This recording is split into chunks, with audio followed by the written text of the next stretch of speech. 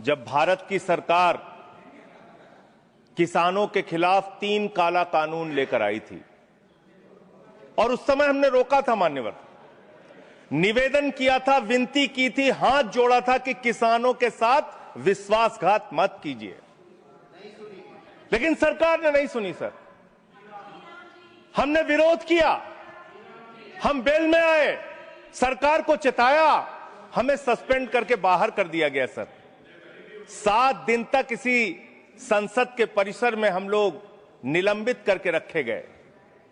सरकार ने हमारी बात नहीं सुनी। 1.5 साल तक किसानों ने सड़क पे धरना दिया और 750 किसानों ने अपनी शहादत दी। संजय जी, उसके बाद बिल पर बोलिए। वो उसी पे बोल रहे हैं सर, इसी पे बोल रहे हैं, इसी पे बोल रहे हैं। इस देश का किसान, बोलिए, इस देश का मजदूर, इस देश का अन्नदाता। सर, आपका चेहरा आ रहा है, मेरा भाषण मेरा चल रहा है, चेहरा आपका आ रहा है। आपका इस देश का किसान, आपका आ रहा है, आपका आता है। इस देश का मजदूर, इस देश के करोड़ों लोग सड़कों पर उतरे, उनको खालिस्तानी कहा गया, पाकिस्तानी कहा गया, गोलियां चलाई गई, लाठियां चलाई गई, बड़े बड़े कील गाड़ दिए गए सड़कों पे। और 1.5 साल के बाद प्रधानमंत्री जी एक दिन प्रकट होते हैं, कहते हैं मेरी तपस्या में कमी हो गई, हम कानून वापस ले रहे हैं। आज मैं आपसे कहना चाहता हूं, मान्यवर, यह ऐतिहासिक भूल आप करने जा रहे हैं, यह गुनाह और पाप आप दोबारा करने जा रहे हैं। और इस काले कानून को पास करने के बाद इस देश का मजदूर सड़कों पे उतरेगा, इस देश का किसान सड़कों पे उतरेगा, इस देश का आम आदमी सड़कों पे उतरेगा, जिसके पेट और पीठ दोनों पे आप छुरा मारने का काम कर रहे हैं। यह मैं कहना चाहता हूं,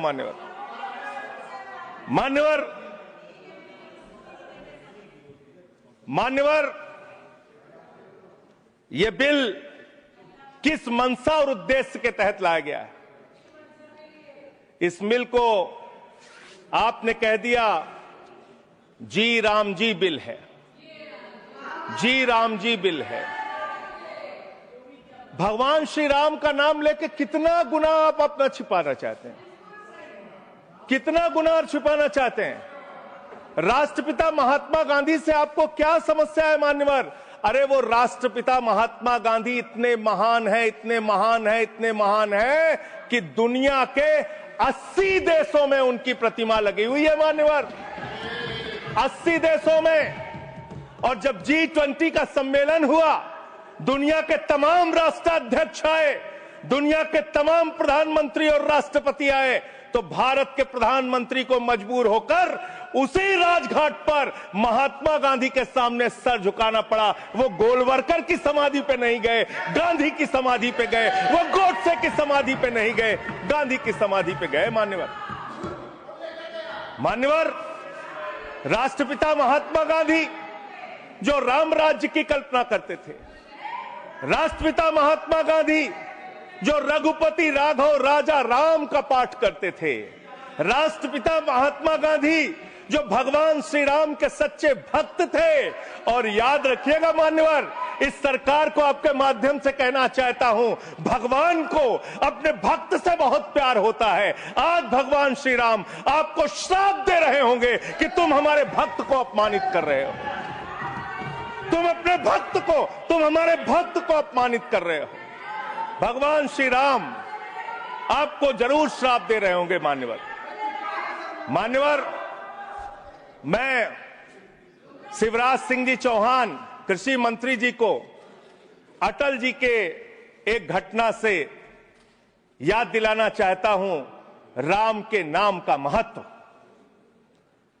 एक उनके प्रतिद्वंदी ने बयान दिया, मान्यवर, राजनीतिक प्रतिद्वंदी ने। उस प्रतिद्वंदी ने कहा, अगर अटल जी को पूजा करनी है तो मेरी पूजा क्यों नहीं करते? मेरे नाम में भी राम लिखा हुआ है। अटल जी ने उसको जवाब दिया, राम हमारे लिए मर्यादा के प्रतीक हैं, राम हमारे लिए आदर्श हैं, राम हमारे लिए आराध्य हैं, राम हमारे लिए देवतुल्य हैं। अरे राम वो हैं जो पिता का वचन निभाने के लिए 14 वर्ष तक वनवास में रहे। राम वो हैं जिसने लंका का नाश किया। और राम चरित्र का नाम है, राम मर्यादा का नाम है, राम आदर्श का नाम है। राम के नाम में चरित्र होना चाहिए, वरना तो हराम में भी राम लिखा हुआ है, वरना तो हराम में भी राम लिखा हुआ है। इसलिए राम का नाम लगा लेने मात्र से आपके गुनाह नहीं छिप जाएंगे। सुखराम नाम था ना मान्यवर, बेड के नीचे रुपया मिला था, बेड के नीचे रुपया मिला था। और मैं सोच रहा था कि जब क्या इस जी राम जी योजना से आप भगवान श्री राम का सम्मान कर रहे हैं या अपमान कर रहे हैं? आप भगवान श्री राम का सम्मान कर रहे हैं या उनको गली मोहल्ले गांवों में बदनाम कर रहे हैं? मैं पढ़ रहा था, एक खबर मिली, राजस्थान में मनरेगा योजना में 200 करोड़ का भ्रष्टाचार। मैंने पढ़ा गुजरात में 500 करोड़ रुपए का भ्रष्टाचार। ये सारे कागजात हैं। मैंने पढ़ा उत्तर प्रदेश में मनरेगा योजना में मजदूरों के नाम पे हजारों करोड़ का भ्रष्टाचार। हरियाणा में मान्य हजारों करोड़ का भ्रष्टाचार। सर योजना पे बोल रहा हूँ, सर योजना पे बोल रहा हूँ। सारा कागज चाहिए आपको, इनके भ्रष्टाचार का कागज चाहिए सर दे दूंगा, इनको दे दूंगा।